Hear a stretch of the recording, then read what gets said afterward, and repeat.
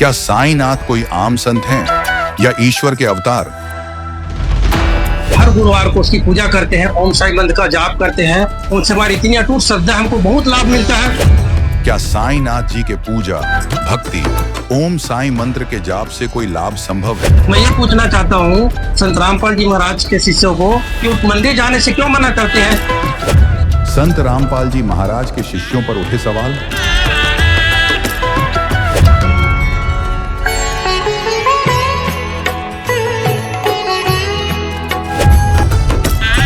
क्या मूर्ति पूजा से कोई लाभ संभव है?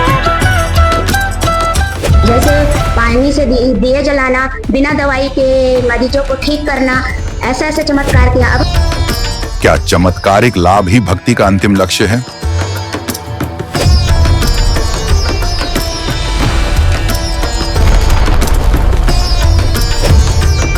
साईं या कबीर किसमें है प्रकृति विनाश को रोकने की ताकत?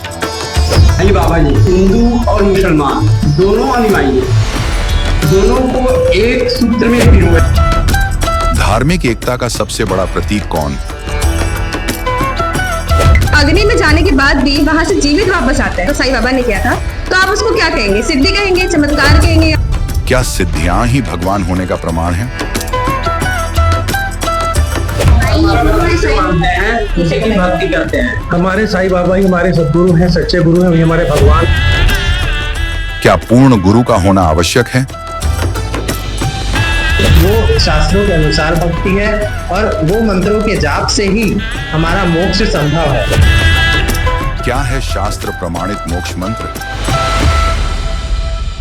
तेरे हाथ में चाबी वो सतगुरु सत लोक दुआ। ये देख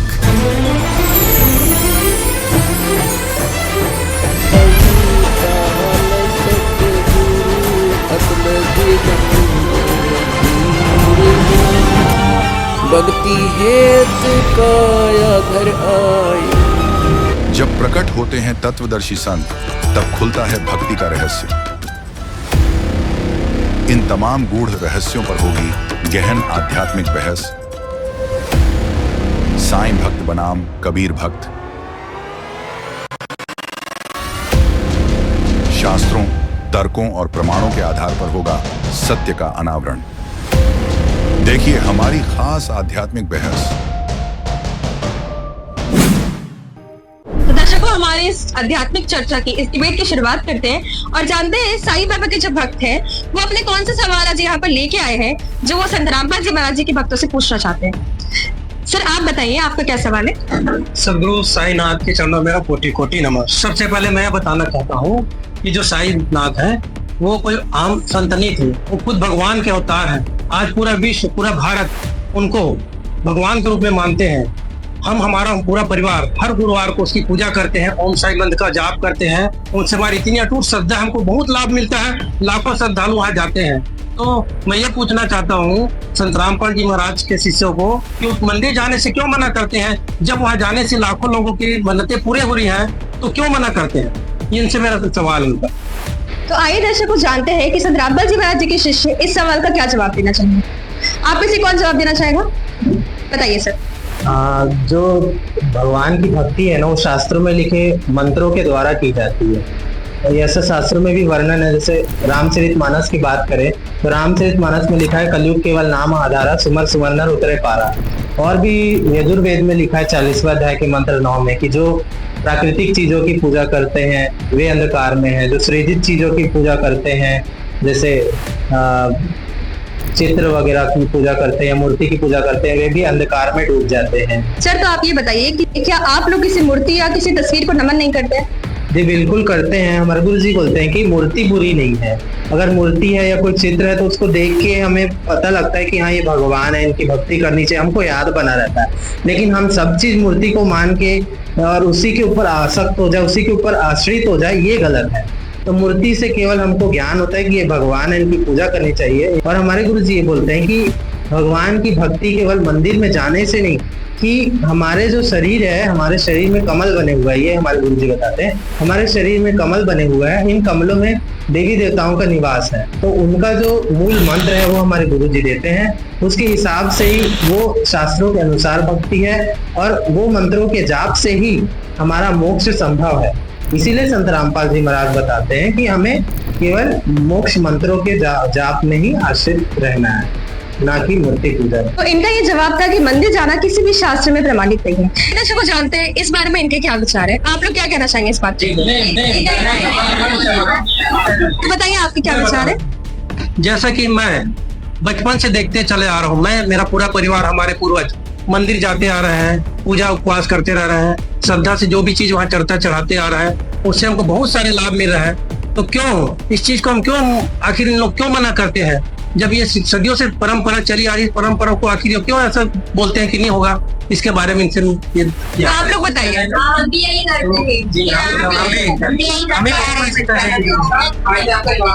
तो आप बताइए। देखिए, जैसे भाई साहब ने बताया कि हम बचपन से ही करते आए हैं, हमारे पूर्वज भी यही करते रहे। मतलब कि उनके पूर्वज ने जो किया उनको उन्होंने मान लिया, मतलब मन माना, जैसा मन में आया वैसा करते रहे। और हमारे शास्त्र को कभी खोल के देखा नहीं है ना। और हमारे शास्त्र पवित्र गीता जी बता रही, अध्याय 16 श्लोक नंबर 23 से 24 में, कि जो शास्त्र विधि को त्याग के मनमाना आचरण करते हैं उनको कभी सुख नहीं होता, ना ही मुक्ति होती है।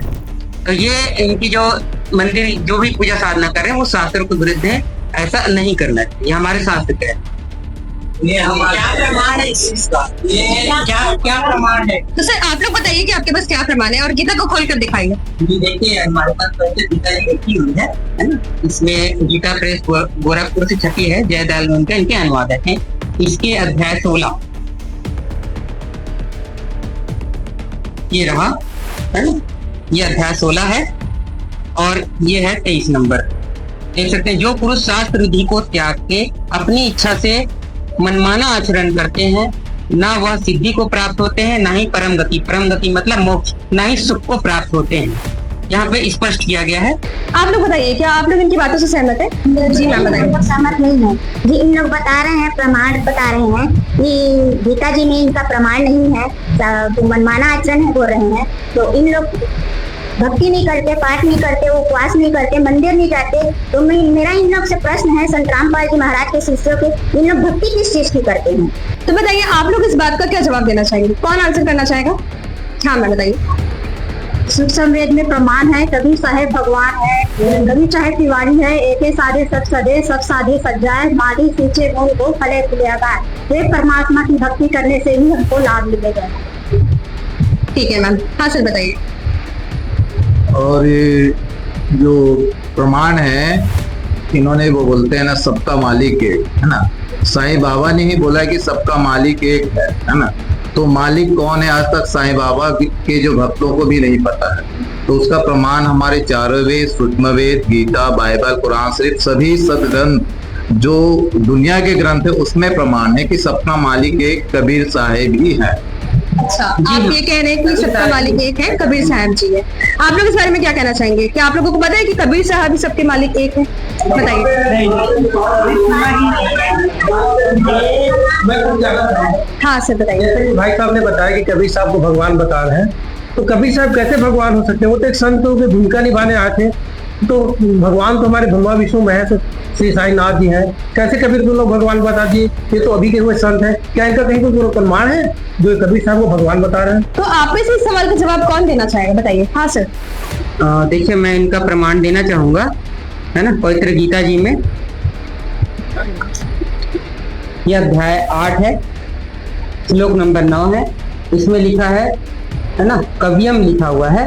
कवि का अर्थ इन्होंने सर्वज्ञ कर दिया, जबकि कवि सर्वज्ञ नहीं होता है, परमात्मा ही सर्वज्ञ होते हैं। यहाँ पे लिखना चाहिए था जो पुरुष, मतलब जो परमेश्वर, कबीर परमेश्वर आदि अनादि सबकी नियंता और सूक्ष्म से अति सूक्ष्म, सबके धारण पोषण करने वाले हैं, है ना। अचिंत रूप, सूर्य के सदृश, निश्चेतन प्रकाश रूप और अविद्या से अति परे सच्चिदानंद परमेश्वर का स्मरण करना चाहिए। तो मतलब ये बताने जा रहे हैं कि कबीर परमेश्वर का ही हमको भक्ति करना चाहिए, स्मरण करना चाहिए, सिमरन करना चाहिए। और वही आप यजुर्वेद अध्याय पंचम अध्याय में श्लोक नंबर 32 में भी कबीर परमेश्वर का ही नाम लिखा हुआ है कि वो परमात्मा कबीर है। और कोई इस बारे में जानकारी देना चाहेगा? परमात्मा ऋग्वेद मंडल नंबर 9 सूक्त नंबर 96 मंत्र नंबर 16 में लिखा है कि उसमें ये पूछा गया कि परमात्मा आप अपना जो गुप्त नाम है उसका ज्ञान कराएं। उसके अगले श्लोक में इसका उत्तर देते हुए बताया गया कि वो परमात्मा जो है वो दोहों लोकोक्तियों के माध्यम से अपना ज्ञान देता है और उसका नाम कबीर देव है। कबीर। हाँ मैम बताइए। मैं ये कहना चाहूंगी संत रामपाल जी महाराज के शिष्यों से मेरा ये प्रश्न है कि इन लोग कबीर दास जी को परमात्मा बताते हैं, सबका मालिक एक है वो तो साईं बाबा जी हैं और उन्होंने अनेकों चमत्कार किए हैं, जैसे पानी से दिए जलाना, बिना दवाई के मरीजों को ठीक करना, ऐसे चमत्कार किया। अब हम इसको भगवान न कहे तो और क्या कहे? मैं भी बोलना चाहूंगी। श्री साईं जी का एक भभूत होता है जिसको हम ऊदी बोलते हैं, उसको गले और मस्तक में लगाने से जो हमारे शरीर में कष्ट होता है वो दूर हो जाता है, उसको हम प्रसाद के रूप में मानते हैं। मैं भी कुछ कहना चाहती हूँ। साईं बाबा प्राकृतिक आपदाओं को भी दूर कर देते थे, जैसे बारिश हो रही है उसको रुकवा देते थे, ऐसे चमत्कार करते थे। ठीक है, और कोई इस बारे में कुछ कहना चाहेगा? मैं बोलना चाहता हूँ जी सर बताइए। कि हमारे साईं बाबा इतने चमत्कारी थे कि उन्होंने कड़वा से कड़वा नीम के पेड़ के पत्ते को इतना मीठा सुमधुर कर दिया जो आज भी प्रमाण है। और कोई कुछ कहना चाहेगा? सच्चिदानंद साईं महाराज। देखिए इतने सारे चमत्कारिक कार्य कोई आम इंसान कर सकता है? शिरडी के साईं भगवान है, वाकई में ऐसे भगवान है जहां आज भी लाखों श्रद्धालु जा रहे हैं। तो ऐसे कौन से चमत्कार कबीर दास ने किए हैं? क्या मैं इनसे पूछना चाहता हूँ, कौन से चमत्कार किए कबीर दास ने, बताइए जरा। तो इनकी इस बात का उत्तर कौन देना चाहेगा, बताइए आप। हाँ मैम। साईं बाबा तो एक युग में आकर चमत्कार किए और हमारे कबीर भगवान चारों युग में आए हैं। कमाल और कमाली जिसकी मृत्यु हो गई थी उसको जिंदा की। और कुछ बताना चाहेंगे आपको? कबीर साहब जी 600 वर्ष पूर्व कलयुग में आए थे, जब उनके गुरुजी थे स्वामी रामानंद जी। स्वामी रामानंद जी को सिकंदर लोधी ने उनको धड़ से सर अलग कर दिया था, तो कबीर साहब जी ने उनको जीवित किया, उनके शरीर में सर को जोड़ा। इसी तरह अभी हम मुसलमान में देख सकते हैं जगन्नाथपुरी मंदिर है, जहाँ वहां के समुद्र ने 5 बार मंदिर बनने से उसको रोका गया। 6वें बार में कबीर साहब जी की दया से वह मंदिर स्थापित हुआ, जो आज भी वहाँ कबीर चौरा के नाम से स्थापित है। हाँ मैम बताइए। दिल्ली के बाद ज्यादा सिकंदर लोधी जलन का रोग था, उसको कबीर परमात्मा ने आशीर्वाद से ठीक किया। और शिव जी ने आमी नदी को श्राप दे दिया था तो सूखी हो गई थी, उसको कबीर परमात्मा ने हाथ फेरा और नदी बहा दिया, अभी तक वह नदी बहती है। कबीर साहब जी ने जीवादाता की सूखी टहनी को हरा भरा कर दिया, जिसका प्रमाण आज गुजरात में है। और आप लोग कुछ कहना चाहेंगे? हाँ सर बताइए। जैसे अभी हम लोग चमत्कारों को ही भगवान मान रहे हैं ना, चमत्कारों से वास्तव में शास्त्रों में भगवान होने का कहीं प्रमाण नहीं है। अगर संत हैं और भगवान है तो कुछ ना कुछ सिद्धियां तभी वो भगवान है, ठीक है। तो उसमें जैसे कि अगस्त ऋषि थे, सतयुग में आके वो 7 समुद्र के जल को एक घोट में पी जाते थे, तो उसमें वो भगवान कभी सिद्ध नहीं हुआ है। सर देखिए, हम वापस अपने टॉपिक पे आते हैं। इन्होंने बताया कि साईं बाबा ने अनेकों चमत्कार किए। आप कह रहे हैं कि ये जो चमत्कार है ये बहुत सारे संतों ने किए हैं, पर आप ये बताइए, अगर कोई इंसान अग्नि में जाने के बाद भी वहां से जीवित वापस आता है, जो हमारे बाबा ने किया था, साईं बाबा ने किया था, तो आप उसको क्या कहेंगे? सिद्धि कहेंगे, चमत्कार कहेंगे, या फिर कुछ और कहेंगे? बताइए। कबीर साहब ने 24 सिद्धियां के बारे में बताया। हमारे सतगुरु रामपाल जी ने सूक्ष्म वेद से, कबीर सागर जो सूक्ष्म वेद कहलाता है, उसमें 24 सिद्धियां के बारे में जिक्र है। तो उसमें सिद्धियां है, उससे आप पानी में भी चल सकते हो, एक सिद्धि होती है जिसमें आप जल में चल सकते हो, एक आकाश में भी उड़ सकते हो, एक भूखा भी कई दिनों तक रह सकते हो। तो ऐसी सिद्धियां हैं, कोई आग में भी चल सकता है। अब गरीबदास जी क्या बताते हैं? शब्द महल में सिद्धि 24 हंस बिछोड़े बिस्वे 20।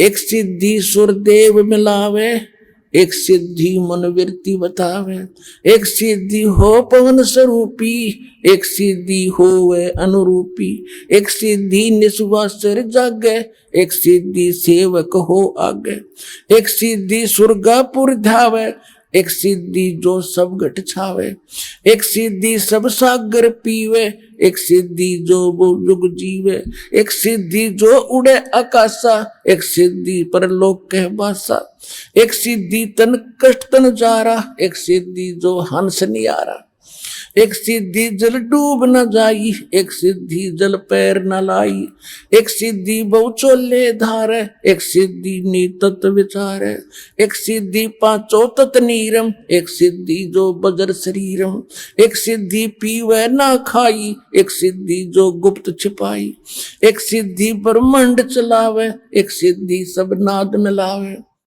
एता खेल खिलारी खेल, सो हम हंसा प्रगट भेल, 24 को ना दिल चावे, सो हंसा शब्द अतीत कहावे, परासिद्धि पूर्ण पटरानी, सतलोक की कहूँ निशानी, सतलोक सुख सागर पाया, सतगुरु भेद कबीर लखाया, परमहंस देखो परवाना, जन कहते दास गरीब दीवाना। तो ये सिद्धियां कैसे आती है सर, ये बताइए। प्रहलाद जी का उदाहरण है, हिरण्यकश्यप ने उसको अग्नि में जलने के लिए डाल दिया था, वो भी वापस आ गए थे, तो भक्ति की शक्ति से वो वापस आए थे। अच्छा, तो आप ये कहना चाहेंगे कि साईं बाबा के अंदर भक्ति की शक्ति थी, इसके कारण वो अग्नि में भी नहीं चले। अग्नि में नहीं चले। तो ये कई सिद्धियां हैं जिसके बल पे लोग चमत्कार दिखाते हैं। अच्छा, और आप में से कोई कुछ कहना चाहेगा? क्वेश्चन साई के भक्तों से है कि ये जो शास्त्र हमारे पास रखे हुए हैं, पवित्र शास्त्र, क्या इसको आप सत्य मानते हैं? जी बताइए तो बताइए कि चमत्कार करने को भगवान कह सकते हैं, इन शास्त्रों में कहीं पे प्रमाण मिलता है आपको? कहीं पे आप प्रमाण दे सकते हैं कि कोई चमत्कार करे उसको हम भगवान सिद्ध कर दे? तो आप लोग साईं बाबा को भगवान क्यों मानते हो? कि इसलिए कि वो चमत्कार किए हैं? अच्छा, तो इनका ये सवाल है कि आप लोग साईं बाबा को भगवान क्यों मानते हो? क्या सिर्फ इसलिए? जी सर, मैं इनकी बातों से बिल्कुल सहमत नहीं हूँ। जैसे भाई साहब ने कहा कि चमत्कार वाली बात की है, तो देखो आज पूरा देश, पूरा भारत, पूरा समाज क्यों भक्ति करता है? क्योंकि उसको इस चमत्कार से लाभ हो रहा है। मैं और मेरा पूरा परिवार शिरडी साईं मंदिर जाते हैं, तो क्यों जाते हैं? क्योंकि हमको उससे लाभ मिल रहा है। हम उसको चमत्कार की संज्ञा दे सकते हैं और उसको भगवान मान सकते हैं। इसलिए शिरडी के साईं बाबा हमारे लिए भगवान स्वरूप है। हाँ सर बताइए। क्या हमारे शास्त्र इस तरह से जो आप बता रहे हैं कि चमत्कार से जो लाभ हो रहे हैं आपको, जो उनके पूजा करने से, क्या हमारे शास्त्रों में प्रमाण है? कहीं दिखा सकते हैं? तो आप लोग बताइए, क्या हमारे शास्त्रों में कहीं ये प्रमाण है कि आप लोगों को जो चमत्कार मिल रहे हैं, जो लाभ मिल रहे हैं, वो साईं बाबा से मिल रहे हैं? देखो, हमको जो मंत्र दिया गया है, हम ओम साई मंत्र का जाप करते हैं, हर गुरुवार को पूजा साधना आराधना करते हैं, और निश्चित ही वो हमें बहुत सारे लाभ दे रहे हैं, तभी हम उसके पूजा भक्ति भाव कर रहे हैं।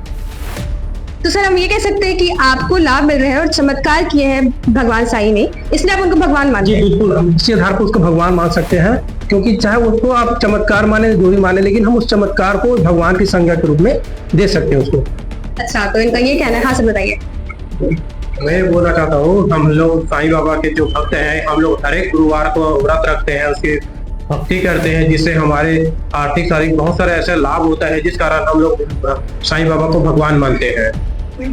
बिल्कुल सही बात है ये तो। और आप में से कुछ कहना चाहेगा?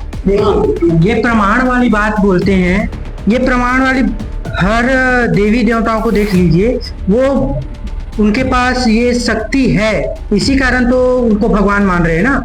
उनके पास लाभ देने की शक्ति है, इसलिए तो भगवान मान रहे हैं। इनमें प्रमाण वाली कोई बात ही नहीं है। और किसी को भगवान क्यों मानेगा? उनको चाहिए आर्थिक लाभ, मानसिक लाभ, शारीरिक लाभ, तभी तो हम उसको भगवान मानेंगे ना। और इसलिए शिरडी वाले साईं बाबा हमारे लिए भगवान हैं। और एक निश्चित लाभ भी हम सबको मिल रहे हैं, इसीलिए हम उसको भगवान मान रहे हैं। साईं ने सारे काम भगवान वाले ही किए हैं, इसलिए उन्हें भगवान मानते हैं। जो भी रोग है, कष्ट है, वो दूर कर सकते हैं। क्या ऐसे संत है वर्तमान में जो हमारे सभी कष्ट को दूर कर सकते हैं वर्तमान में? ये गुरुदेव बोलते हैं। क्या संत रामपाल जी महाराज क्या ऐसे लाभ देते हैं? बिल्कुल सही, इनका सवाल बिल्कुल सही है कि साईं बाबा को इनको लाभ मिल रहा है साईं बाबा से। तो आप बताइए, क्या वर्तमान में कोई ऐसे संत हैं या क्या आपके गुरुजी ऐसे लाभ प्रदान कर सकते हैं? संत रामपाल जी महाराज जो हैं वो शास्त्र अनुकूल भक्ति दे रहे हैं, और शास्त्र अनुकूल भक्ति से उनका जो असाध्य रोग है, जैसे ये बोल रहे हैं वो भी रोग काट रहे हैं, लेकिन संत रामपाल जी महाराज जो उनके पाप कर्म का दंड है उसको भी काट दे रहे हैं। यानी कि किसी को कैंसर हो गया, किसी को एड्स हो गया, लाइलाज बीमारी को भी वो ठीक करें। और जैसे ये बात हुई चमत्कार वाली, जो संत होते हैं वो चमत्कार करते नहीं है, उनसे अपने आप ही चमत्कार हो जाता है। जो कबीर परमात्मा है वो जो साधना बताए, शास्त्रों के अनुसार बताए, वो उनसे जो है ना केवल उनको भौतिक और शारीरिक आध्यात्मिक लाभ ही नहीं मिला, इसके अलावा उनको मोक्ष का मार्ग भी मिला। केवल हम उस जो क्षणिक सुख देख रहे हैं हम लोग, बस थोड़ा सा हमको लाभ हो गया, थोड़ा सा सुख हो गया, बस उसी को देख रहे हैं। हम लोग ये नहीं देख रहे कि इससे हमारा मोक्ष तो नहीं है। मोक्ष तो केवल जो मंत्र है शास्त्रों में बताया उन्हीं से ही संभव है। तो आप लोग बताइए कहाँ प्रमाण है जो मंत्र आप करते हैं वो शास्त्र में कहाँ प्रमाणित है? बताइए, इसका आंसर कौन देना चाहेगा? हाँ, मैं देता हूँ। जी सर बताइए। ये हमारे साईं बाबा जी हैं, वो गुरु ही नहीं पूर्ण ब्रह्म है, साक्षात भगवान है। कई लोगों को दिन में रात में दर्शन दिए हैं, एक जगह बैठकर दुनिया के दुख को दूर किए, भारत ही नहीं दुनिया के कई लोगों का दुख दूर किए, है ना। समुद्र में कई लोग डूब रहे थे, उनको बचाए हैं, है ना। और हमारे शिरडी वाले साईं बाबा, मंत्र जाप करने की जरूरत नहीं है, आप बस नाम बस ले लो, साईं बोल लो, खाली साईं का उच्चारण करने के आदेश दिए साईं बाबा ने। हाँ, सीधा साईं, मेरा नाम जब लो आपका कष्ट दूर हो जाएगा, आप भवसागर पार हो जाओगे, कुछ करने की जरूरत नहीं है। आप बोलो सच्चिदानंद साईं महाराज की जय। साईं बाबा यही बताते हैं कि मेरी शरण में रहो, मेरी भक्ति करो, आपको मुक्ति मिल जाएगी, ऐसा बताते हैं साईं बाबा। पर मैम ये बताइए कि शास्त्रों में कहाँ प्रमाणित?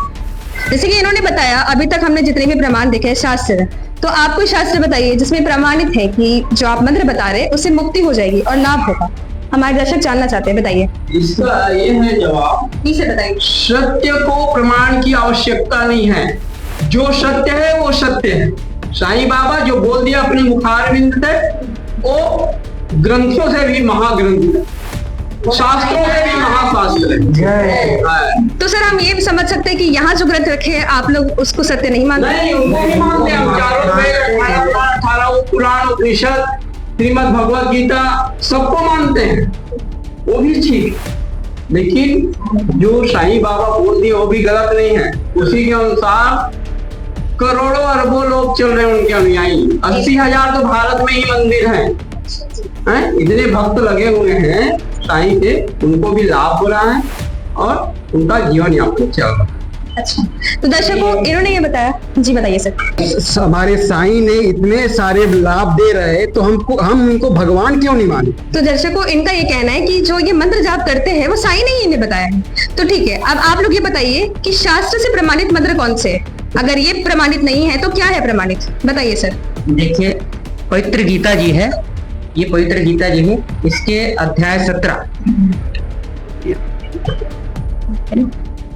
17 के 23 में लिखा है ओम तत्सत। ये 3 प्रकार के पूर्ण परमात्मा सच्चिदानंद खंड ब्रह्म के कहे गए हैं, है ना। इनके जाप से ही मुक्ति होगी और सुख मिलेगा, सारा कुछ होगा। ये अध्याय 17 श्लोक नंबर 23 कह रहा है। यहाँ कहीं भी ओम साईं ऐसा कोई भी मंत्र का प्रमाण नहीं है, ये हमारी पवित्र गीता शास्त्र यहाँ प्रमाण कर रही है।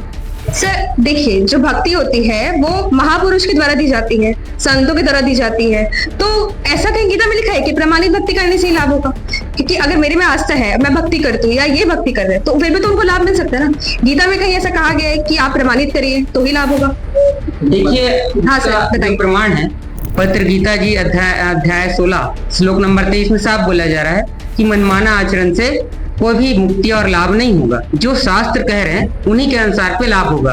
और पवित्र गीता जी ये भी कहती है कि अध्याय 4 श्लोक नंबर 34 में कि आपको तत्वदर्शी संत के शरण में जाना होगा और वो फिर जो मंत्र और जो भक्ति बताए उनके अनुसार से आपको लाभ होगा, ना कि किसी के कह देने पे या ये मंत्र है वो मंत्र है ऐसे कह देने से, उसके जाप करने से आपको लाभ नहीं होगा, है ना। तत्वदर्शी संत उस यथार्थ मंत्र को प्रमाणित करके बताते हैं, जैसे हम अभी आपको हमने उस पवित्र गीता जी में अध्याय 17 के श्लोक नंबर 23 में दिखाया कि ओम तत्सत 3 निर्देश है, उस परमात्मा के ओम 3 मंत्र हैं, ओम तत्सत ये निर्देश किया गया है, जिसको तत्वदर्शी संत उसका खुलासा करेंगे, वो देंगे कैसे जाप करना है, कैसे, तो फिर उनका कैसा लाभ होगा आपको, ये हमारे साथ। और कोई कुछ कहना चाहेगा?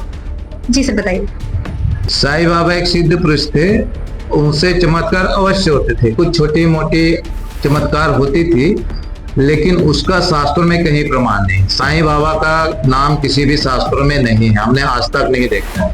और जो हमारे शास्त्रों में जब प्रमाण नहीं तो उसको कैसे भगवान मान सकते हैं? पहली बात तो है। दूसरी बात है कि जो कबीर साहब है उनका सभी शास्त्रों में प्रमाण है, और वो पूर्ण सच्चिदानंद ब्रह्म की वाणी में है ना, जो सूक्ष्म वेद है उसमें भी कबीर साहब ने लिखवा के अपने बारे में गए, और उसका भी प्रमाण है हमारे पास। और आप में से कोई कुछ कहना चाहेगा? ये से बताइए। हाँ जी, हम साईं बाबा का पूरा सम्मान करते हैं। वो भी एक संत हुए हैं, उन्होंने भी बहुत सारे, हम भी ये जैसे बता रहे हैं चमत्कार हमने भी सुना है, पर जो ये बता रहे हैं कि उन्हीं से ही वो भगवान है। पर अगर उनके कहने पे जाएंगे, वो क्या बोलते थे? साईं बाबा बोलते थे कि सबका मालिक एक। ये नहीं कहा कि सबका मालिक मैं, उन्होंने कहा ना कि सबका मालिक एक है। तो वो सबका मालिक एक कौन है? सारे शास्त्र किसके कौन एक मालिक को बताते हैं? हिंदू धर्म में भी हम बोलते हैं कि सबका मालिक जो है परमात्मा, जो है पूर्ण परमात्मा, वो एक है। सर हम पूर्ण परमात्मा के टॉपिक पर भी आएंगे, बाद में ये चर्चा भी करेंगे। पर आप अभी ये बताइए कि कौन से मंत्र हैं जो शास्त्रों से प्रमाणित हैं, और आपके गुरुजी कौन से मंत्र देते हैं?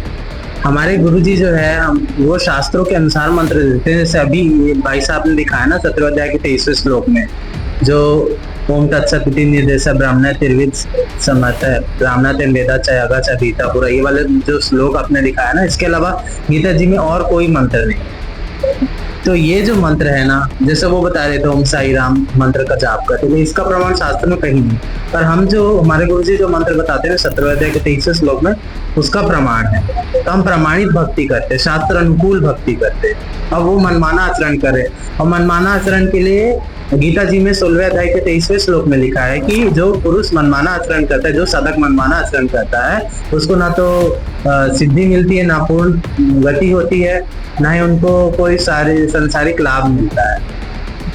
और कोई कुछ कहना चाहेगा? मैं बताना चाहूंगा कि हमारे गुरुजी जो मंत्र देते हैं उसका प्रमाण पवित्र रामायण ग्रंथ में भी मिलता है, बाल कांड में, जिसको द्वादश मंत्र कहते हैं, द्वादश अक्षर मंत्र कहते हैं। उसको भी हमारे गुरुजी द्वादश मंत्र जो है हमको जाप करने के लिए देते हैं। और इसका और प्रमाण यजुर्वेद है, उसके अध्याय 40 श्लोक नंबर 13 में भी इसका प्रमाण है।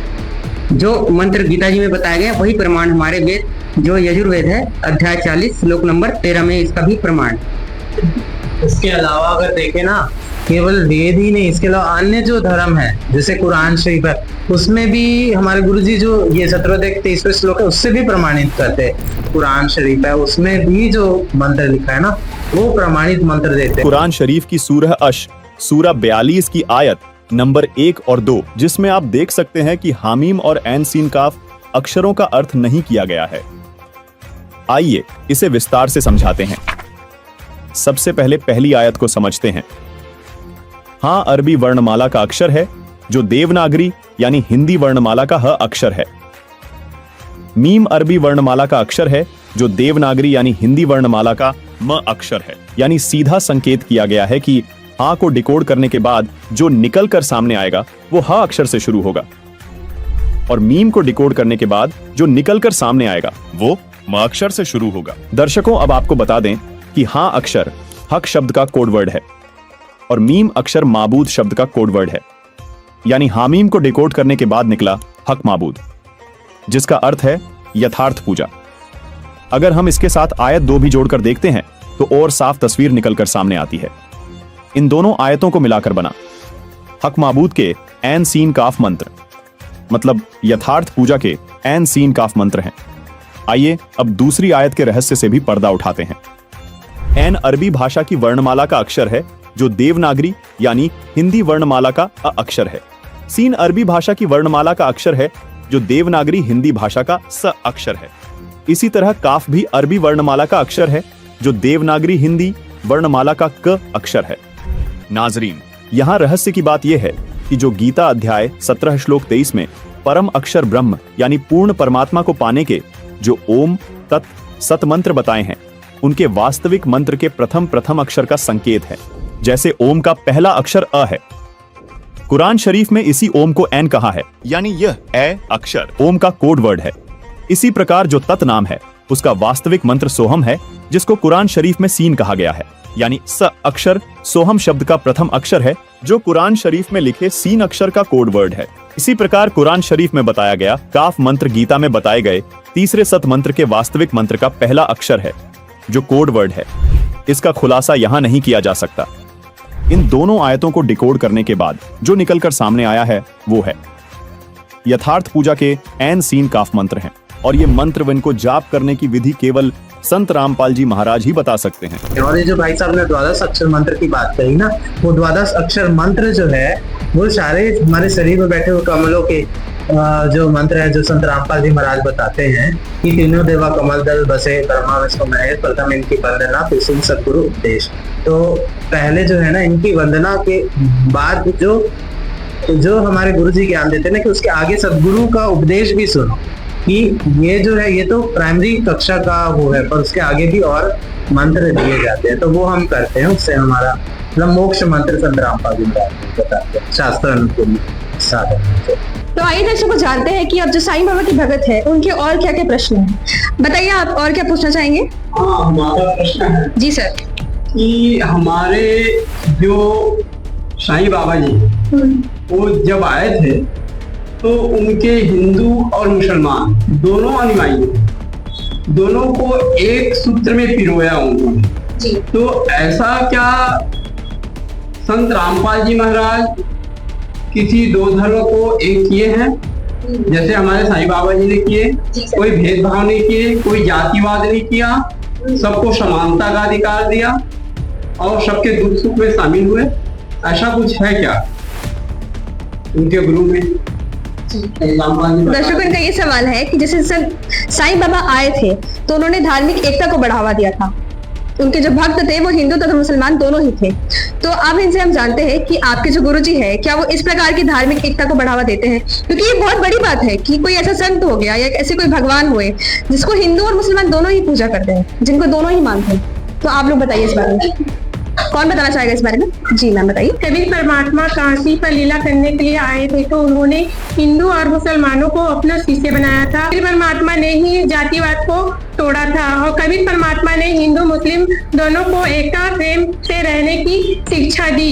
यही ज्ञान तत्वदर्शी संत रामपाल जी महाराज जी अपने शिष्यों को बताते हैं। जीव हमारी जाति है, मानव धर्म हमारा, हिंदू मुस्लिम सिख ईसाई धर्म नहीं कोई लगा। और कोई कुछ कहना चाहेगा इस बारे में? जी सर बताइए।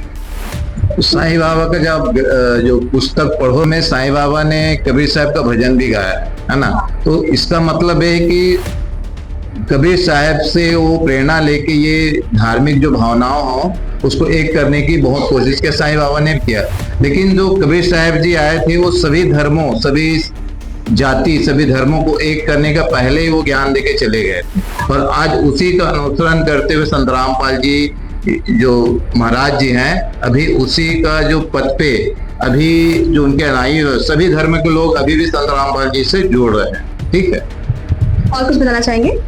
हाँ, इतिहास गवाही दे रहा है कि कबीर परमात्मा जब उस समय आए थे तो वो सशरीर आए थे और सशरीर गए थे। उनके दो राजा जो मगहर के नवाब थे ना, बिजली खान पठान और काशी के नवाब वीरदेव सिंह बघेला, एक हिंदू एक मुस्लिम, दोनों उनके शिष्य हुए थे। ये दोनों के बीच युद्ध होने वाला था। एक गृह युद्ध इस टाइप का छिड़ने वाला था कि मुसलमान बोलते थे हम अपनी रीति से करेंगे, इनको दफनाएंगे, हिंदू बोलते थे कि नहीं हम इनको जलाएंगे। तो उस समय ऐसा माहौल बताया गया था, जो संतों ने भविष्यवाणी भी की थी कि कोई बहुत बड़ा गृह युद्ध होने वाला है। तो कबीर परमात्मा ने क्या किया, वो सशरीर सतलोक गए तो उनका जो शरीर था जहां पर वो बोले कि मैं एक चादर नीचे बिछाओ एक चादर ऊपर बिछाओ तो मैं यहाँ पर लीला करूंगा, तो वो जो जिस तरीके से लीला की है ना, तो उनका शरीर नहीं मिला था। तो उनकी शरीर की जगह पे जब चादर उठा के देखा गया तो उतने ही उस आकार के सुगंधित फूल मिले थे। तो कबीर परमात्मा जब सशरीर ऊपर गए तो उन्होंने ये बोल दिया कि इसमें जो भी चीज मिलेगा हिंदू मुसलमान तुम अलग अलग बांट लेना और आपस में झगड़ा मत करना। तो इस तरीके से आज भी प्रमाण है मगहर में, अगर आप जाओगे, जिसको अभी कभी संत कबीर नगर के नाम से यूपी में जाना जाता है, वहां पर आज भी प्रमाण है। एक हिंदू, एक तरफ हिंदुओं का मंदिर बना हुआ है, एक तरफ मुसलमानों ने मजार बना रखा, और दोनों के बीच में इतनी भाईचारा दिखती है कि दोनों के बीच में एक दरवाजा भी अभी एक कॉमन दरवाजा है दोनों के बीच में जाने का। मतलब इससे ये सिद्ध होता है कि उस समय जो गृह युद्ध होने वाला था धर्म के नाम पे, उसको परमात्मा ने टाला कबीर साहब ने, और हिंदू और मुसलमान के भाईचारा एकता के लिए आज भी मगहर में वो मजार और मंदिर प्रमाण। जी बिल्कुल। सर ये बताइए कि जो संत रामपाल जी महाराज जी है, जैसे कि आपने बताया कि आज भी उनके शिष्य बनते हैं, वो हिंदू है मुसलमान है, तो क्या संत रामपाल जी महाराज जी कुरान शरीफ और जो अन्य धर्म के ग्रंथ है उनको भी खोलकर ज्ञान बताते हैं? बिल्कुल, संत रामपाल जी महाराज जो है ना सारे शास्त्रों को खोल के बताते हैं। केवल एक हिंदुओं का धर्म ग्रंथ नहीं, मुसलमान का भी, बाइबल भी, कुरान, सारे धर्म को ग्रंथ बताते हैं। सब में से ज्ञान बताते हैं कि सबका ज्ञान एक ही है। सब में जो है एक ही परमात्मा की भक्ति करने के लिए बताया कि जो एक ही इशारा किया गया मंत्र के जाप से, तो वो मंत्र जो है सारे शास्त्रों में प्रमाणित है। और संत रामपाल जी महाराज जो है सारे शास्त्रों का ज्ञान दे रहे, इसलिए उनसे जो है ना हिंदू हो, मुसलमान हो, ईसाई हो, सिख हो, सभी नाम दीक्षा ले रहे हैं, क्योंकि उनका नारा है। ये देखिए, हम आपको उनकी पुस्तक दिखाते हैं। ये उनकी पुस्तक है ज्ञान गंगा। इस पुस्तक में उन्होंने ये हेडिंग ही दे रखी है, जीव हमारी जाति है, मानव धर्म हमारा, हिंदू मुस्लिम सिख ईसाई धर्म नहीं कोई नारा। तो ये जो है ना संत रामपाल जी महाराज बोल रहे हैं कि हिंदू मुस्लिम सिख ईसाई सभी हमारे भाई बहन है, कोई अलग धर्म नहीं है। जीव हम लोग की जाति है और हम लोग सभी मानव हम लोग का धर्म है। तो संत रामपाल जी महाराज जी से जो है ना इसीलिए सारे धर्म के लोग जुड़ रहे हैं। ये नहीं कि उनको कोई मुसलमान अगर वो ज्ञान सुन रहा है तो उनको अपना धर्म छोड़ के आना पड़ रहा है, ऐसा भी नहीं है।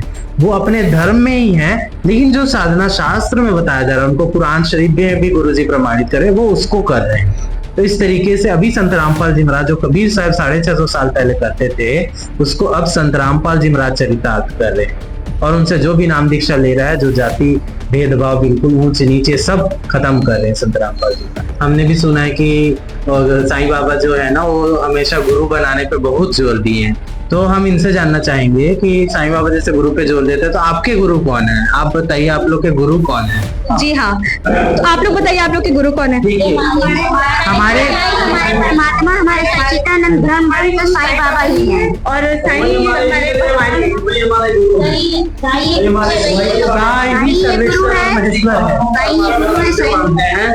भक्ति करते हैं। हमारे साईं बाबा ही हमारे सदगुरु हैं, सच्चे गुरु हैं, हमारे भगवान हैं। जैसा कि भाई साहब बार बार ग्रंथों का रेफरेंस देते हैं, तो मैं इनसे पूछना चाहता हूँ, ये जानना चाहता हूँ कि कहाँ पे ऐसा चीज लिखा है कि सच्चे सदगुरु की पहचान है?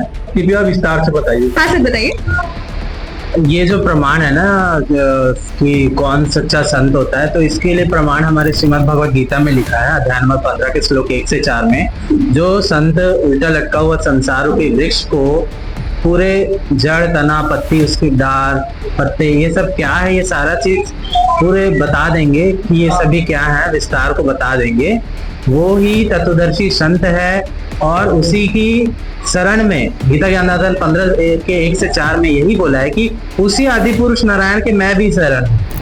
और उसकी पहचान के लिए गीता अध्याय नंबर 4 के श्लोक 34 में भी बताया कि अर्जुन, जो तुमको अगर पूर्ण शांति चाहिए, पूर्ण मोक्ष चाहिए, तो उस तत्वदर्शी संत की शरण में जा। यही चीज कुरान शरीफ भी बोल रही है कि हजरत मोहम्मद वो जो जिसने 6 दिन में सृष्टि रचना की, आसमान और जमीन के बीच जो कुछ है जिसको बनाया, उसकी खबर तो किसी बाखबर इल्म वाले से पूछ के दे। तो ये जो गीता जी बता रही है और शास्त्र बता रहे हैं ना, तो संत रामपाल जी महाराज के ऊपर खरा खरा उतर रहा है, क्योंकि वो ही जड़, तना, पत्ती, संसार उल्टा लटको संसार के वृक्ष को बता रहे हैं, और जो बाकी शास्त्र भी गवाही दे रहे हैं। और भी जैसे कि संतों की भी वाणी है, कबीर परमात्मा की वाणी है, गुरु के लक्षण 4 बताना, प्रथम वेद शास्त्र को ज्ञाता, दूसरे हरि भक्ति मन कर्म वाणी, तीसरे संदृष्टि कर जानी, चौथे वेद विधि सब कर्मा, या 4 गुरु गुण जानो वर्मा। तो इस तरीके से जो हमारे जो सदगुरु संत रामपाल जी महाराज है ना, वो इसमें जो सारा वाणी बोला गया ना, सबका ऊपर चरितार्थ होता है। अपने जितने भी शिष्य है ना, सबको एक जैसा देखते हैं, सारे शास्त्रों का ज्ञान वो बताते हैं। इस तरीके से हमारे गुरु जी जो है ना शास्त्र के द्वारा प्रमाणित तत्वदर्शी संत है। सर देखिए, आपने जो अभी बात बोली है कि सिर्फ आपके गुरुजी ही तत्वदर्शी संत है, ये एक बहुत बड़ी बात है। तो आपको हमारे दर्शकों को प्रमाण करके दिखाना पड़ेगा कि गीता में ये कहाँ कहा गया है और तत्वदर्शी जो संत होते हैं उनकी क्या पहचान बताई गई है। क्योंकि ऐसे अगर देखा जाए तो वर्तमान में बहुत से सदगुरु है। अगर हम ये कहेंगे कि सिर्फ आपके गुरु संत रामपाल जी महाराज जी ही तत्वदर्शी संत है, तो आपको इसका प्रमाण हमें दर्शकों को देना पड़ेगा। बताइए सर। जी, ये जो है ना श्रीमद् भगवद गीता है, जयदयाल गोयनका द्वारा अनुवादित गीता प्रेस गोरखपुर से छपी है, इसके 15वें अध्याय के श्लोक 1 से 4 में जो आपको बताया ना, तो देखिए 15वें अध्याय में लिखा है 1 से 4 में, तो ये जो इसमें लिखा है ना कि जो उल्टे लटके संसार के वृक्ष को बता देगा, जड़ तना पत्ती समेत सारे उसके विभाग को, वही तत्वदर्शी संत होगा। उसी को कबीर परमात्मा ने ना इस श्लोक को अपनी वाणी के माध्यम से बोला है। कबीर अक्षर पुरुष एक पेड़ है, निरंजन बाकी डाल, तीनों देवा शाखा है, ये पातरूप संसार।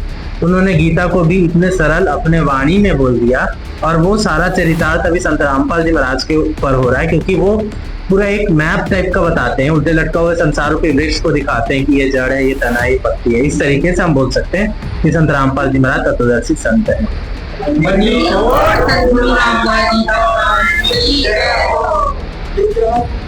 बताइए। जैसे साईं बाबा के भक्तों ने बताया कि उन्हीं को गुरु मान रहे हैं ना, वर्तमान में उन्होंने कोई भी गुरु नहीं बनाया, वो भगवान के गुरु मान रहे हैं। ठीक है, भगवान गुरु रूप में जरूर आते हैं, लेकिन अभी उनका कोई गुरु नहीं वर्तमान में। ठीक है, तो वो साईं बाबा को अपना भगवान और गुरु मान के चल रहे हैं, तो वो शास्त्र के अनुसार नहीं है। वर्तमान में जो हम लोग जो गुरु बनाए, हमारे पास प्रमाण है, वेद में गीता में सभी प्रकार के प्रमाण को दिखा रहे हैं, लेकिन उन्होंने अभी तक कोई प्रमाण नहीं दिखाया, तो हम कैसे माने? वो तो मनमाना आचरण हो गया। तो कोई भी बोल सकता है कि सभी लोग का मोक्ष हो जाएगा, फिर गुरु और भगवान में अंतर क्या रह जाएगा? क्या क्या मतलब रह जाएगा? फिर तो किसी का भी ऐसी मोक्ष हो जाएगा, वो के बोल देने से हो जाएगा क्या? कुछ प्रमाण रहेगा। आज हम कुछ भी सामान लेते हैं तो एक पिन रहता है, कुछ भी उसको आधार पे हम उसका नाप जोख करके हर चीज सामान खरीदते हैं। तो हमको तो मनुष्य जीवन का जो मोक्ष होना है उसका सौदा करने वाले, फिर इतनी आसानी से सौदा हो जाता तो फिर ये ज्ञान चर्चा करने की क्या आवश्यकता है? हाँ, ये बात बिल्कुल सही है। साईं बाबा ने खुद अपने ग्रंथों में कहा था कि गुरु बनाना आवश्यक है, और आप लोग ये कह रहे हैं कि आपका कोई गुरु नहीं है, तो आप बताइए कि मोक्ष कैसे संभव होता है? हमारा गुरु साईं जी ही है। हमारा गुरु साईं, भगवान साईं और सर्वेश्वर महेश्वर सभी साईं है। उन्हीं के भक्ति करने से हमारा मोक्ष होगा। वही महासागर से हमें पार करेंगे। बोलो सच्चिदानंद साईं महाराज की। बताइए आप लोग और क्या पूछना चाहेंगे? हमारे साईं बाबा ने कहते हैं कि सबका मालिक एक है, और सबका मालिक कौन है ये प्रमाणित ज्ञान बता देंगे तो हम उस ज्ञान को स्वीकार करने की कोशिश करेंगे। तो आइए दर्शकों, आप देखते हैं क्या संत रामपाल जी महाराज के शिष्य ये प्रमाण सहित प्रूफ कर सकते हैं कि सबका मालिक एक कौन है? बताइए, इस सवाल का जवाब कौन देना चाहे?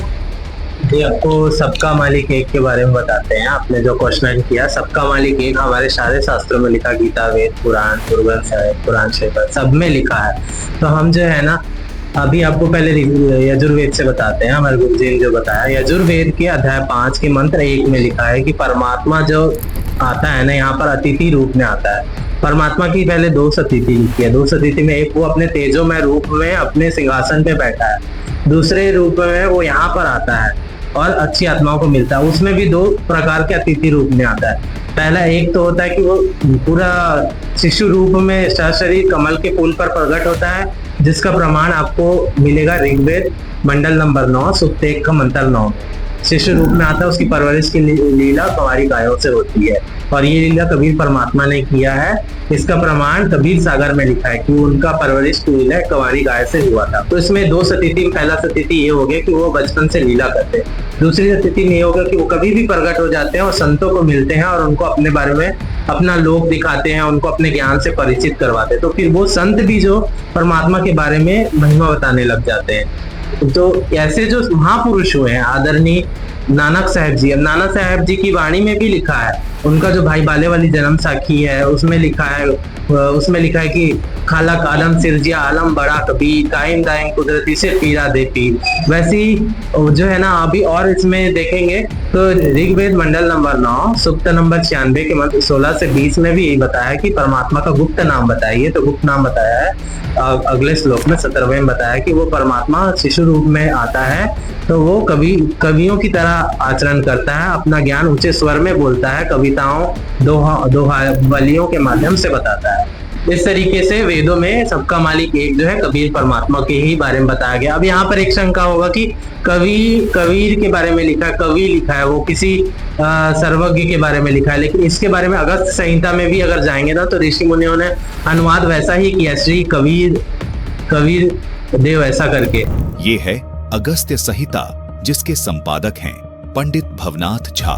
इसके प्रस्तावना पेज पर ही इन्होंने स्वीकार किया है प्रथम 131वें अध्याय में रामानंद आचार्य के अवतार का उपक्रम वर्णित है तथा 132वें अध्याय में श्री रामानंद आचार्य जी के सभी 12 शिष्यों अर्थात 12 शिष्यों के साथ उनके अवतार ग्रहण का वर्णन है। दर्शकों, इस लेख से हम आपको सिर्फ इतना स्पष्ट करना चाहते हैं कि इन्हीं संस्कृत के विद्वानों ने कबीर को संस्कृत में कबीर लिखा है। ये तो सर्वविदित है कि कबीर जी स्वामी रामानंद जी के शिष्य थे। उसी के विषय में इस पुस्तक में एक लेख है। आइए हम उस लेख पर चलते हैं। देखिए इस लेख में इन्होंने कबीर को कैसे लिखा है। ये है अगस्त्य संहिता का 266 नंबर पृष्ठ। इस पृष्ठ पर 40 नंबर श्लोक में कबीर जी को कबीर करके लिखा है। कबीर अस्तु लिखा है। प्रहलाद जी के अवतार कबीर जी हुए हैं। यहाँ स्पष्ट लिखा है कबीर। उसमें जो कबीर लिखा ना वो कबीर साहब की तरफ ही इशारा है, जो अभी 650 साल पहले आए थे, और वो चारों युगों में आते हैं, अलग अलग नामों से आते हैं। सतयुग में सतसुकृत कटीरा, त्रेता नाम मुनिंदर मेरा, द्वापर में करुणा में कहा, कलयुग नाम कबीर ठहराया। लेकिन कलयुग में जो आते हैं ना वो अपने ओरिजिनल नाम से आते हैं, तो उन्हीं का महिमा जो है ना वेदों में मिलता है। वो परमात्मा नर आकार है, मनुष्य सदृश है, वो सह शरीर है, उसका नाम कबीर है। और ऊपर सतलोक में रहता है, वहां भी मनुष्य सदृश है, राजा के समान मुकुट धारण करता है वो परमात्मा। अभी सभी पवित्र धर्मों के पवित्र सदग्रंथों से प्रमाणित किया जाएगा। ये देखिएगा, यजुर्वेद प्रकाशक है सार्वदेशिक आर्य प्रतिनिधि सभा 2/5 महर्षि दानंद भवन, रामलीला मैदान, नई दिल्ली से। ये यहाँ से छपा है। मुद्रक है Prince offset printers 1510 Pataudi house, Daryaganj, नई दिल्ली से। इस 5वें अध्याय का 32वां श्लोक आपको दिखाते हैं। ये है 5वां अध्याय, 5वां, और ये यजुर्वेद, ये 32वां अध्याय श्लोक है, मंत्र है। यहाँ लिख रखा उसी गसी कबीर अंगारी असी। अब हम इसको कबीर बोलते हैं, बै कबीर, ये वह है, हम वह बोला करें। जैसे किसी का नाम वेद प्रकाश होता, हम कहेंगे आ वेद प्रकाश आजा। जैसे कोई धर्मवीर है तो धर्मवीर बोला करें हम, ये हमारा अपना लोकल लैंग्वेज है। तो हम इसको कबीर को कबीर बोलते हैं। अंगारी माने पापों का शत्रु, बमभारी माने बंधनों का शत्रु, इन्हीं का। फिर है सवर ज्योति रित धामा असी। ये देखो, हे जगदीश्वर, जिस कारण आप कांतिमान हैं। अंगारी माने छोटे चलन के जीवों, छोटे चलन वाले जीवों के शत्रु। नहीं, ये तो बकवाद कर रखी, अनुवाद ठीक नहीं किया। अंग अरि माने शत्रु, अरि इसको संधि छेद करें, अंग अरि। अग माने अंग माने पाप होता है, पाप का शत्रु। और इसने क्या कर दिया, इसका अर्थ यूँ कर दिया, संधि छेद करते समय इसको ऐसे कर दिया। और हम इसको, अगर ये यजुर्वेद है, यही इसका इन्हीं से सेट होगा ये मामला। अब ये 36वां अध्याय यजुर्वेद का दानंद द्वारा अनुवाद है इसका। इसके प्रथम मंत्र में लिखा है रचम वाचम परपधे मनो यजु परपधे। ये यजु शब्द है ना ओनली, और यहाँ अनुवाद किया इसने इसका। इसमें यजु का अर्थ यजुर्वेद लिख दिया, बिल्कुल सही किया। अब ये यजु है, यहाँ लिखना पड़ेगा कि ये यजुर्वेद के विषय में है। ये पूरा अब बना इसका अर्थ यजुर्वेद। तो यहाँ ये देखो कवि है, इन्होंने यहाँ कवि कर दिया इस 5वें अध्याय का। और ये जो 32वां श्लोक हम पढ़ रहे हैं, इसमें ये जो कबीर शब्द है, इसको इन्होंने ऐसे कर लिख दिया। अब इसका अर्थ करते समय यह लिखना चाहिए था कबीर देव लिख देते। ये कबीर वह लिख के कबीर लिख देते, कबीर देव लिख देते, तो हम उसको कबीर देव बोल रहे हैं, कबीर देव। हम उसको कबीर देव, देव माने परमेश्वर, कबीर साहब हैं, यहाँ लिखना चाहिए वो कबीर देव हैं।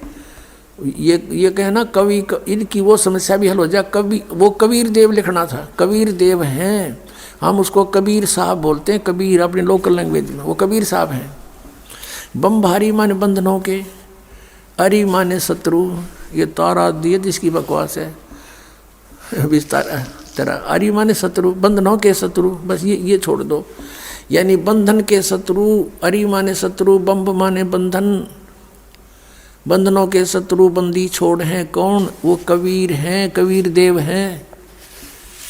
और अंगारी माने पाप नाशक, ये गलत अनुवाद किया इसने। और फिर कौन है वो, रत धामासी, रत धामा, सतधाम युक्त, सतलोक युक्त, हम सतधाम कहें उन्हें सतधाम, सतलोक कह देते हैं, लोक कहो धाम कहो एक ही बात है, सतलोक युक्त यानी रत धामा, यानी वो सतलोक वाले हैं, सतलोक में रहते हैं। और सवर ज्योति, स्वयं प्रकाशित, सवर ज्योति इन अड़ंगा कर रखा है, अंतरिक्ष को प्रकाश करने वाले, सवर ज्योति का अर्थ है स्वयं प्रकाशित, तेजो में शरीर युक्त परमात्मा है। दर्शकों, यजुर्वेद के अध्याय 5 मंत्र 32 से सिद्ध हो गया है कि पूर्ण परमात्मा का नाम कबीरदेव है, अर्थात कबीर साहेब है। लेकिन यहाँ अनुवाद में कवि का अर्थ कबीरदेव नहीं किया, जो कि करना चाहिए था। ठीक उसी प्रकार जिस तरह महर्षि दयानंद सरस्वती जी द्वारा यजुर्वेद अध्याय 36 का मंत्र 1 में यह सिद्ध किया गया है कि यजु का अर्थ यजुर्वेद है, ये सही अर्थ है। इसी प्रकार जहाँ कबीर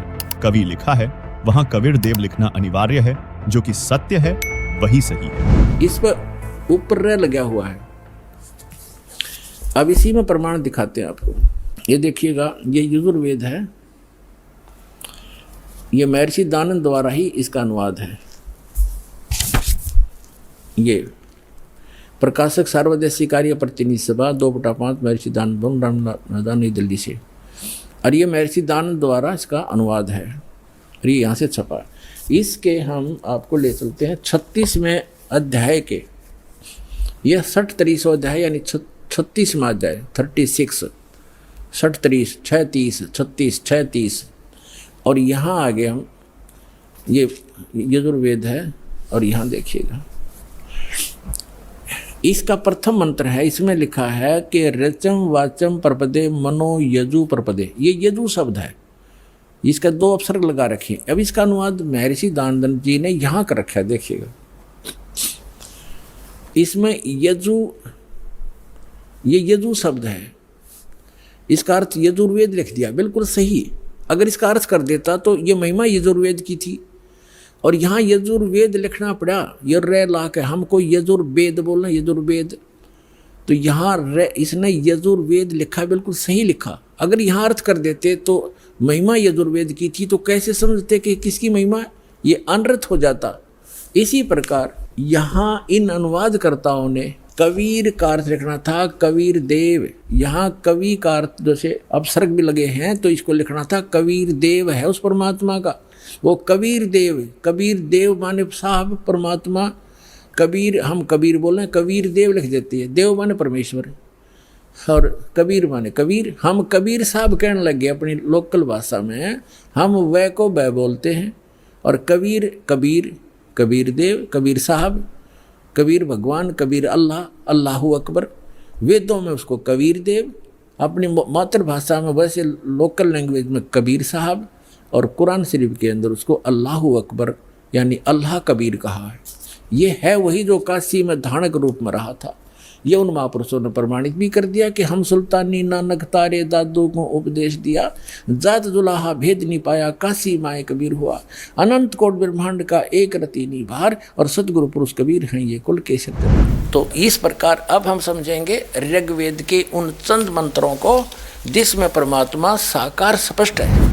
ये है ऋग्वेद मंडल नंबर 9 सूक्त 82 का, ऋग्वेद मंडल नंबर 9 और सूक्त 82, और यहां देखें ये है 82वां, 81वां समाप्त हुआ, ये 82वां शुरू हो जाता है। इसका प्रथम मंत्र है, इसमें लिखा है कि जो सर्वोत्पादक प्रभु सबकी उत्पत्ति करने वाला परमेश्वर प्रकाश रूप है। इसका अर्थ है वो तेजोमय स्वरूप साकार है। सद्गुणों की वृष्टि करने वाला, पापों का हरण करने वाला, पाप नाश करने वाला, पाप क्षमा करने वाला है। वह राजेव, राजा के समान, राजेव इसका अर्थ है राजा के समान आगे लिखा है। ये देखना, ये 269 पृष्ठ पर पढ़ रहे हैं। कोई भ्रमत कर देगा कि दूसरा पृष्ठ दिखा दिया होगा। ये 270 दिखाऊंगा। ये देखो 270 यहाँ लिखा है। 82 का पल्ला पढ़ रहे हैं, 82 का 9 के 82 का। राजा के समान दर्शनीय है, वो देखने जोगा है, विजिबल है, वो साकार है। राजा की तरह तो मनुष्य जैसा ही हुआ। और वह है पृथ्वी आदि लोक लोकांतरों के चारों ओर शब्दमान हो रहा है।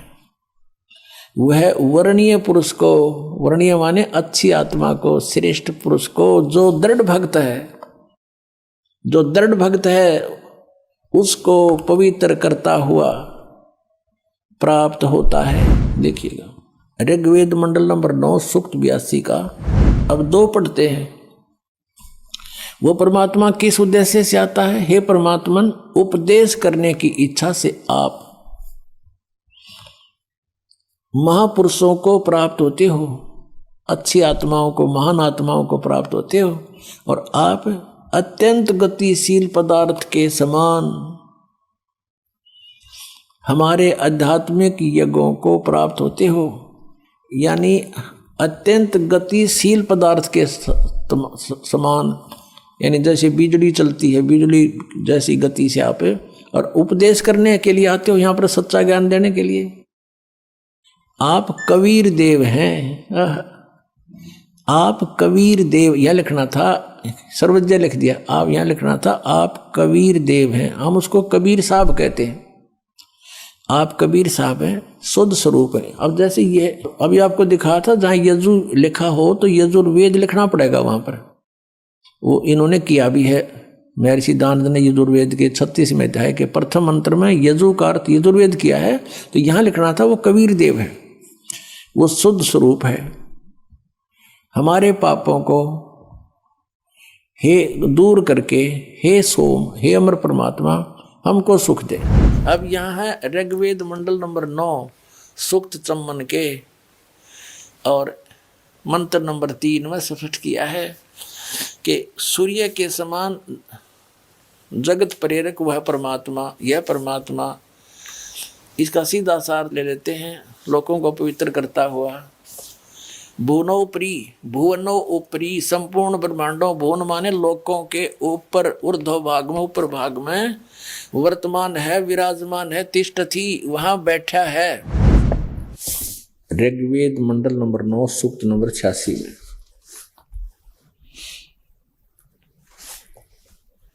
और 26 मंत्र ये क्या बताता है कि यज्ञ करने वाले यजमानों के लिए परमात्मा, यज्ञ माने धार्मिक अनुष्ठान, शास्त्र अनुकूल करने वाले यजमान माने भक्तों के लिए परमात्मा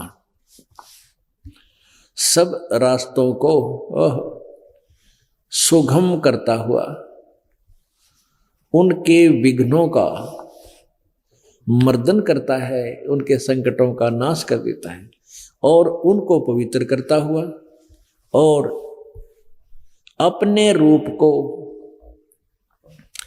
यानी साकार है ना भगवान, इनके शब्दों में, अपने रूप को सरल करता हुआ वह कांति में परमात्मा सर्वज्ञ लिखा। कवि, हम इसको कबीर देव, वो कबीर देव विद्युत के समान, यानी बिजली की तरह क्रीड़ा करता हुआ वर्णीय पुरुषों को, श्रेष्ठ आत्माओं को, अच्छी आत्माओं को प्राप्त होता है, मिलता है। कहाँ रहता है वो? 27 में लिखा है, गणना नहीं यहीं से पढ़े, जो परमात्मा ध्रुवलोक के, ये प्रकाश पुंज परमात्मा, यानी तेज पुंज का भगवान है वो, तेज पुंज कहो चाहे प्रकाश पुंज कहो, जो परमात्मा ध्रुवलोक के तीसरे पृष्ठ पर विराजमान है, जो वहां रहता है तीसरे पृष्ठ पर, वहां से चल कर आकर मिलता है, प्रकाश रूप है। पुण्यात्मा, वेद पढ़े पर भेद न जाने, ये बात से पुराण 18। वेद पढ़े पर भेद न जाने, गुरु बिन काहू न पाया ज्ञाना, जो थो था बूछड़े मूड किसाना। गुरु बिन वेद पढ़े जो प्राणी, समझे न सार रहे अज्ञानी। ये अज्ञानी रहे इन वेदों को पढ़ा करते, मैं ऋषि को आगे इन कक्का भी नहीं पता था। अब जैसे परमात्मा मनुष्य दृश्य ये सिद्ध होगा, राजा के समान देखने जोगा है, और वहां से गति करके आता है, जिन महापुरुषों को मिलता है। जिन महापुरुषों ने मिला उन्होंने बताया कबीर इज गॉड। वो कबीर देव काशी में हम सुल्तानी नानक तारे दादू को उपदेश दिया, जात जुलाहा भेद न पाया, वो काशी माए कबीर हुआ। आदरणीय गरीबदास साहिब जी गांव छोड़ानी जिला दद्दर वाले, जिनको भगवान आकर मिले थे, क्या कहते हैं गरीबदास साहिब ने फिर बताया है कि या दुनिया दा जीवन झूठा भूल गए मर जाने नू, और सर्व कला सतगुरु साहिब की हरियाए हरियाणे नू। वो परमात्मा हरियाणा में आए गरीबदास जी 280 वर्ष पहले, लगभग सन 1727 में, लगभग 300 वर्ष हो गए, 300 वर्ष से भी ऊपर हो गए। सन 1727 में परमात्मा आए थे, और सन 1966 में हरियाणा और पंजाब अलग हुए। जब हरियाणा क्षेत्र का नाम पड़ा था, यो हरियाणा प्रांत बना था, उससे भी कितने वर्ष पहले, 200-250 वर्ष पहले परमात्मा ने लिख दिया, बोल दिया था। गरीबदास साहिब जी ने कहा था कि हरि आए हरियाणे नू। उनके वचन से फिर यो हरियाणा क्षेत्र आज बनकर रहा, ताकि हम इस परमात्मा की वाणी को समझा सकें। अगर ये वाणी 200 वर्ष पहले बोलते, 100 वर्ष 50 वर्ष पहले से बोलते, तो कौन से कहाँ थे? हरियाणा था ही नहीं, जब नाम निशान नहीं था। तो ये हरियाणा बनवा दिया, रीबिया वाणी हमारे को याद दिला दी कि हरि आए हरियाणे नू। दर्शकों, संत रामपाल जी महाराज ने वेदों से प्रमाणित कर दिखाया कि परमात्मा सह शरीर है, उसका नाम कबीर है। वह परमात्मा अपने निज धाम अर्थात अपने सत्य लोक से चलकर इस धरा पर आते हैं। कवियों की तरह कविताओं के माध्यम से ऊंचे स्वर में अपने ज्ञान का प्रचार करते हैं और प्यारी आत्माओं को मिलते हैं। आपको अभी हमने प्रमाणित किया वेद शास्त्रों में, सभी धर्मों के सदग्रंथों में, कि परमात्मा एक है, सबका मालिक एक, जो साईं बाबा ने बोला उसको सिद्ध किया। तो क्या आप लोग अब कुछ कहना चाहेंगे? बताइए। हाँ सर। हाँ, अभी तक जो भी आध्यात्मिक ज्ञान चर्चा हुआ यहाँ पे संत रामपाल जी महाराज जी के शिष्यों और साईं बाबा के शिष्यों के द्वारा डिबेट हुआ है आज, तो हमको उस मार्ग में चलने के लिए ऐसा आप लोगों के पास कोई प्रमाणित बुक है क्या, जिसको आप हमको प्रदान कर सकते हैं, जिससे हम आपके गुरुजी के शरण ग्रहण कर सकें? दर्शकों, इनका सवाल ये है कि आपके पास कोई ऐसी प्रमाणित पुस्तक है जिसमें ये सारे प्रमाण लिखे हो? जी बताइए। हाँ मैम बताइए। यह पुस्तक संत रामपाल जी महाराज द्वारा लिखी है, जो शास्त्रों से प्रमाणित है। इस पुस्तक को आप जरूर पढ़िए।